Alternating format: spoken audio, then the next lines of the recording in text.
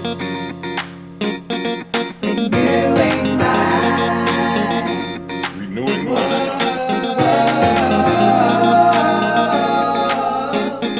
Renewing minds.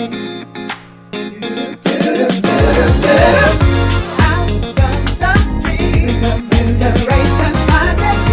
We do believe restoration project. That there is hope. Restoration project. We won't let go. Restoration project, building our community, giving hope and healing always. Those who come and have a mind, building and helping, loving people's plans. Your body's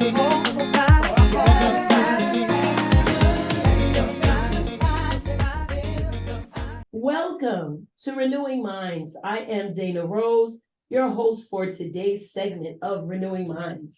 The Family Restoration Project, we come to you bi-weekly to inform, to inspire. For those of you who are tuning in for the very first time, the Renewing Minds show, we are committed to reducing crime, ever-escalating physical impact on the state of New York as well as Westchester County.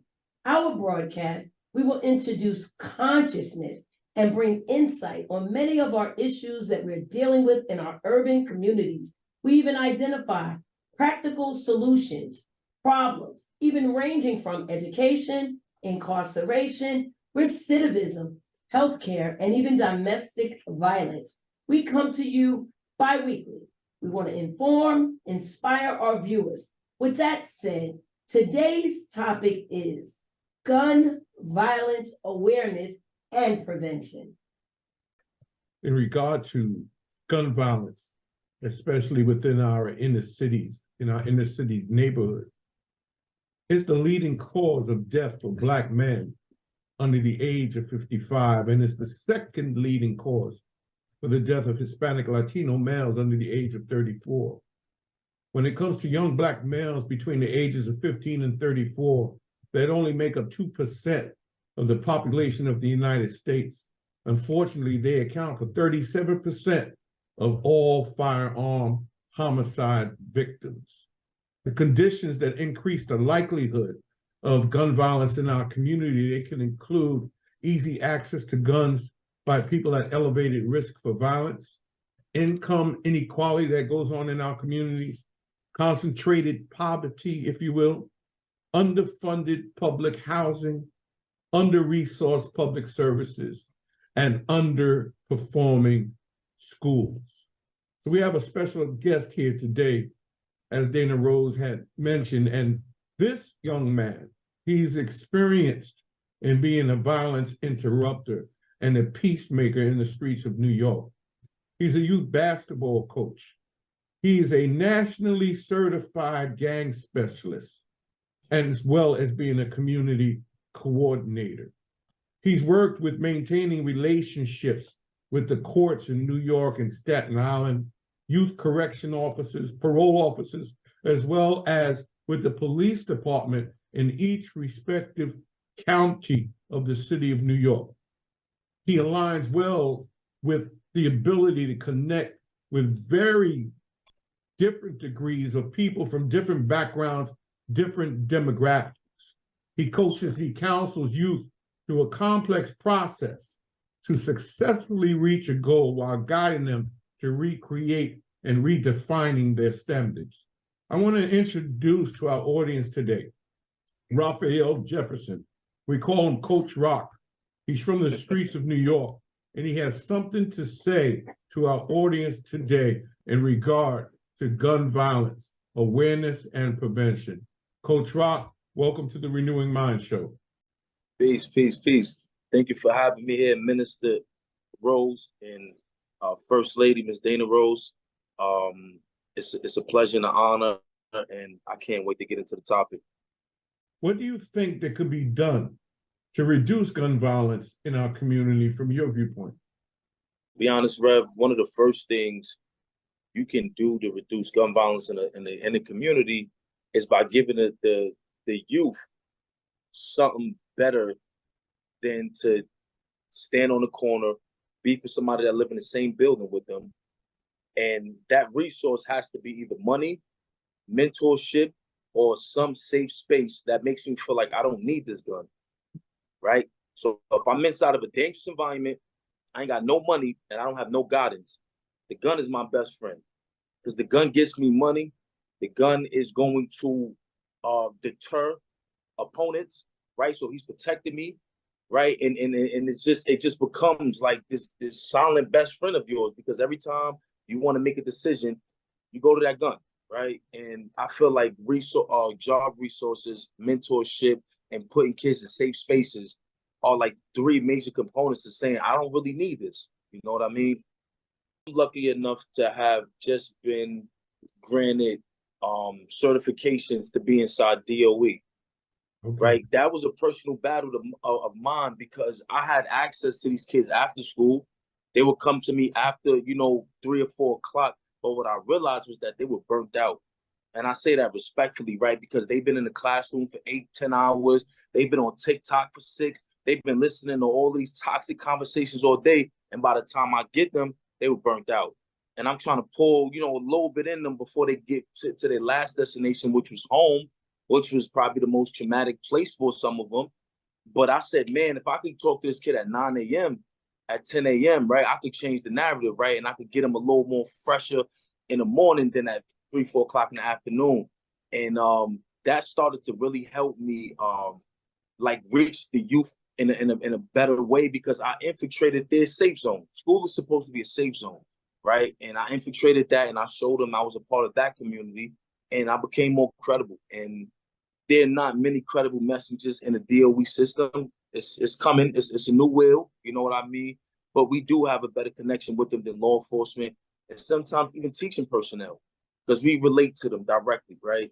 And it just helps even more when you have credentials and education, because now you're just not a credible messenger that walked the path. I'm a successful credible messenger, right? I'm a learning student. I'm in college as well. Or I'm not just telling you what you should and shouldn't do. I'm also walking the path every single day. You know what I mean? Building myself up, and I'm leading by example. So I'm never coming to them just giving them information. I'm showing them first. What do you think brings young men to the point of actually using that pistol or using that gun or using that particular device? What I brings believe it.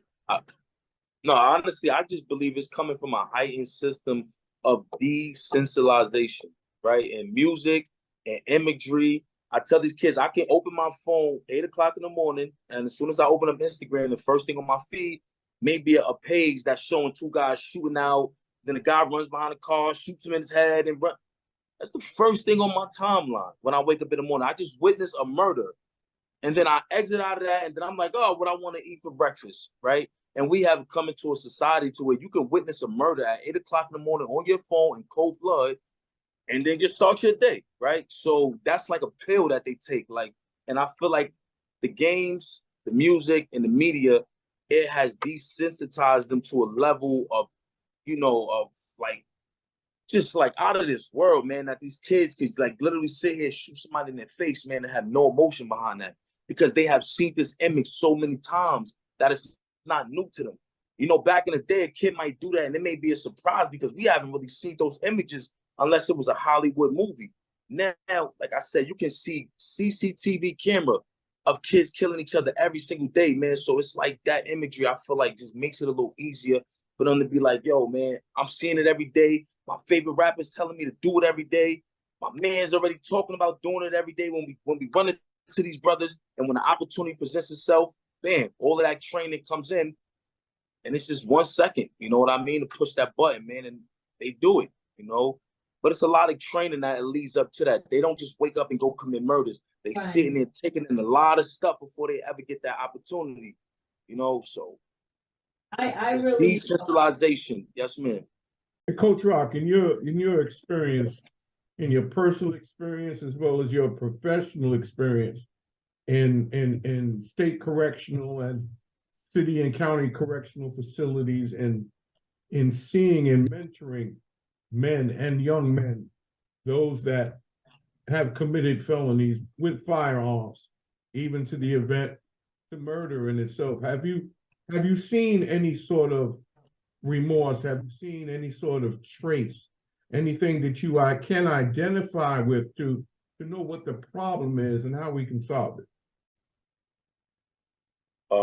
That's a great question, Rev, because anytime we meet somebody who's committed a murder, that's the first thing we look for, either remorse or glorification, right? Because if you're remorseful, then some people will call it a waste of body, right? Like you did it just to be sad and right. And some people do it and they glorify it, they gloat about it, they write songs about it. You know how these kids doing drill music, right? They write songs about the kid and they really live in his death. If that makes sense, they live in his death. They get famous from that, right? But in my experience, special case, I only met one kid that was happy for what he did because I felt like he was still in the fire. You know what I mean? And he was getting so much clout and fame off of taking out this kid because he was a known rapper. You know what I mean? But he was the op. So in this kid's mind, he was in a segregated unit with his gang. And I'm telling them, like, when you are removed from these brothers and you an upstate population and you're around, like, not to say like no, everybody upstate is normal, but just guys that's not using that mindset, it's probably gonna hit you a little differently, right? Because guys ain't into that, man. They really trying to come home and be back with their family. They not happy about taking people off this earth that ain't even do nothing to them, right? So I had that one kid, but I promise you, 99% of the kids that I had experience with was hurt. They felt like they played themselves, right? And I would ask them like, yo, what happened? Like, why would you do that? And they would always say, like, I don't know, man, or yo, he was talking about my mans, or I was high, I was on drugs, I was popping a lot of pills, and none of them ever told me they did it in the conscious mindset. Like I woke up and I really went to go look for this kid, and it was almost like they was lost. And now that they're not on those same drugs, they're not around those same influences, I could kind of see through them now. Because I seen some of these kids on the outside, which is crazy. And then in my experience in DOC, it was crazy because it was like a different kid. Like, y'all remember you, right? They got about 10, 15 pounds on, and they were different, man. Yeah. And it was like the static and the noise had stopped, and you could have a conversation with them, and they, you know, their eyes is open, like, hey, how you doing, folks? You think you could contact my lawyer? And they were optimistic about going home and about using the resources that was around them to get back. But I promise you, Rev, a lot of those kids were really remorseful because, like I said, they were literally, like the music says, they were on drills, right? And they were almost like programmed, man. Like they wasn't even doing it on their own. They were just going on a drill. And I don't think a lot of them understand what they were doing when they was holding that gun. You know, most of them probably had their eyes closed. So it's really great information. When we want our audience that's listening, that's tuning into this broadcast, we want them to know that our agency, even working alongside with you, Rock, and your organization, our main goal is to reduce recidivism, promote public safety. So our aim is to try to provide other outlets for some of the youth that are falling deeper and deeper into that state of no return. And that's our goal, public safety. But many of these individuals, they're really looking for love. They're looking for fathers. They're looking for mentorship. And I'm just so excited that our agency can provide that outlet. We can help them avoid some of the barriers, even when they return back to the community after they've been incarcerated for any length of time. I believe a lot of the work that you've been doing in community inspired you to be the founder of an organization. I believe you call it Rich Roots. Can you tell us a little bit about Rich Roots and the whole idea behind it and how it helps our community? Yes, sir.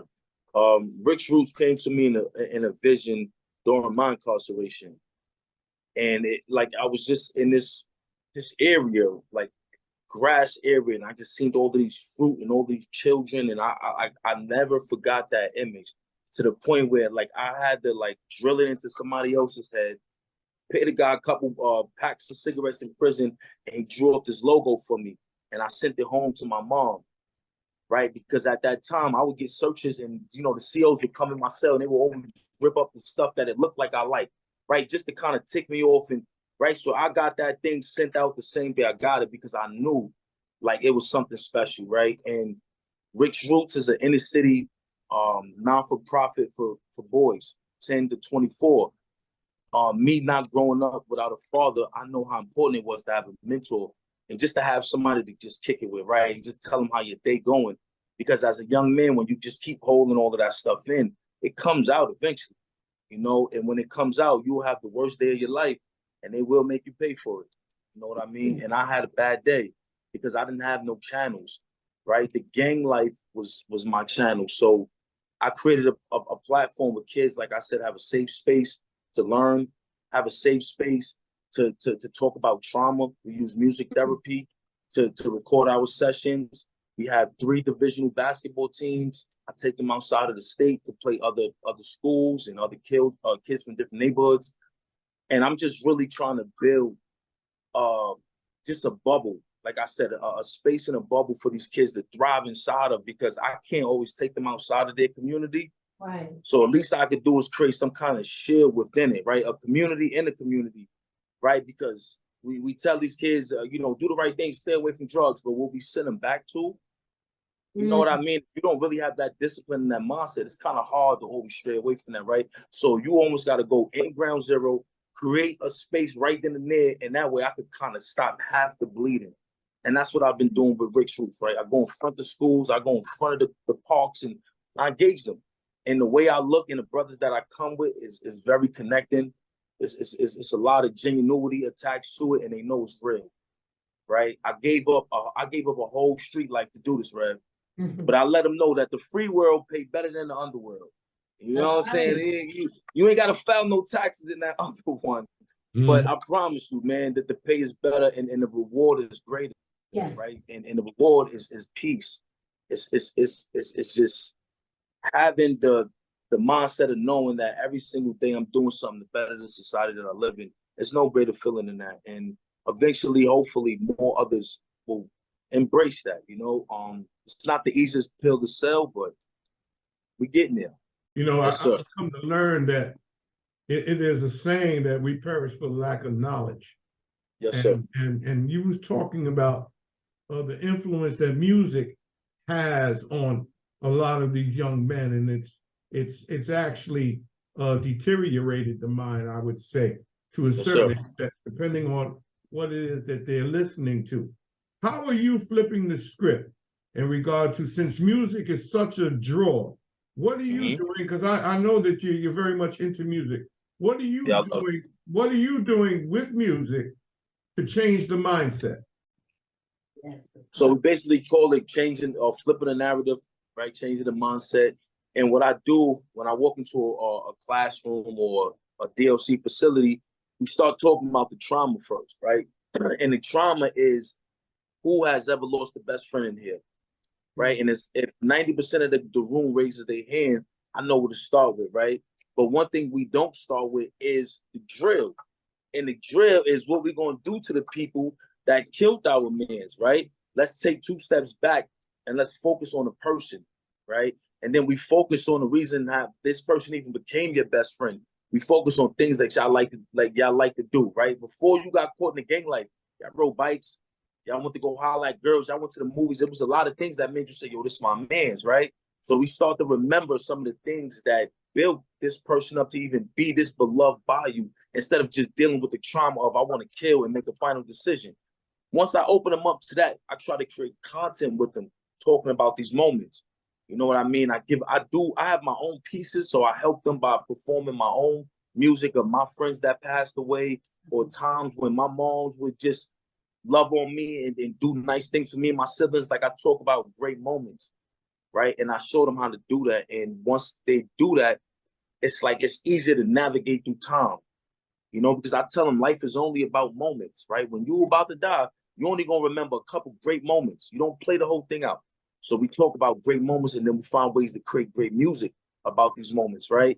So I just move them away from the trauma of losing a person and just try to bring them into the space of what it felt like to have that person around, right? or when times were better, right? And as long as I could get them to change the imagery, I could get them to change the lyrics.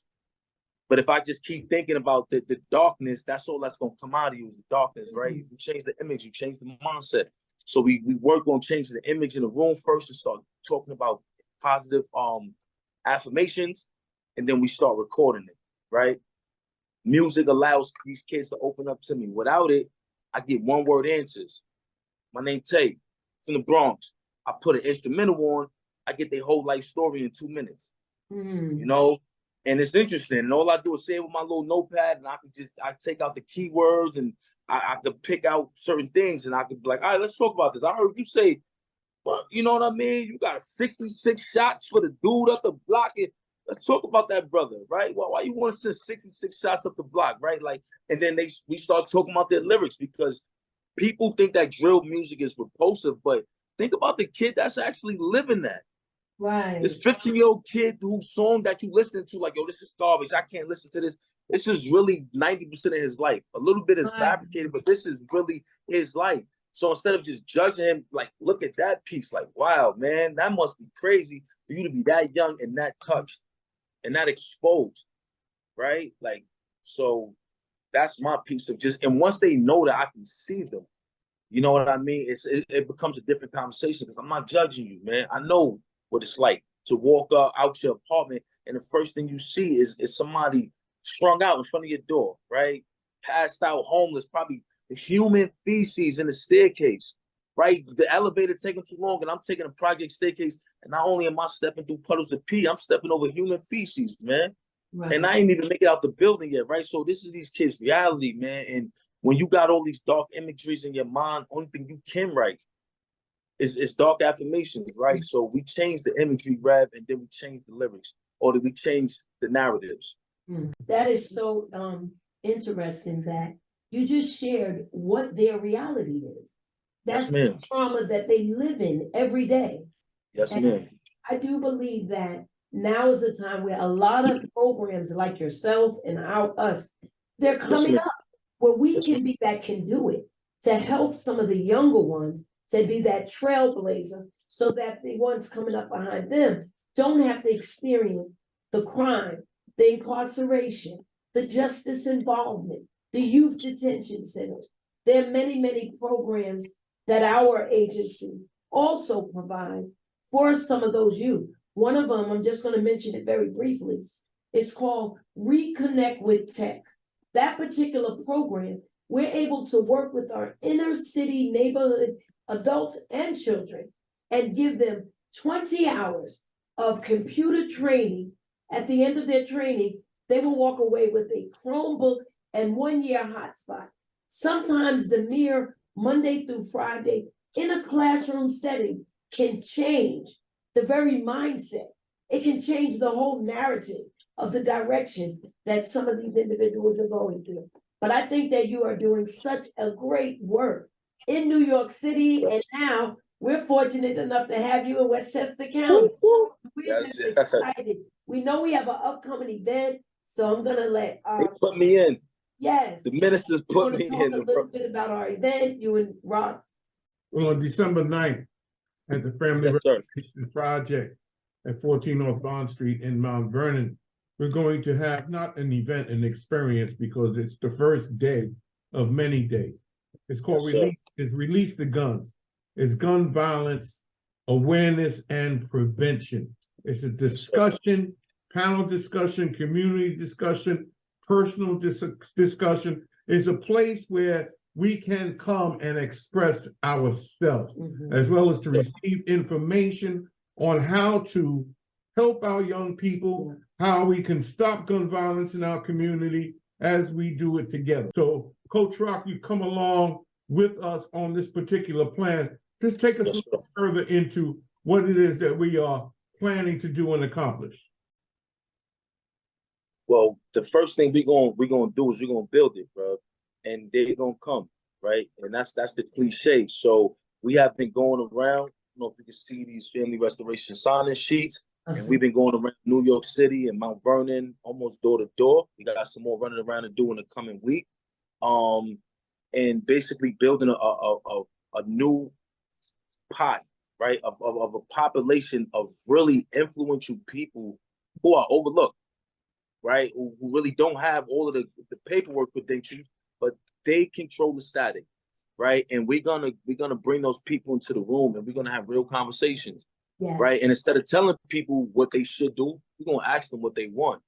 And we don't negotiate with terrorists, but if I'm talking to a kid that I know is carrying a firearm, or I know who has access to get a firearm, instead of just telling them what to do, what do you want? And if you ask a person at some time, it may take them a second to respond, because a lot of times we don't really know, right?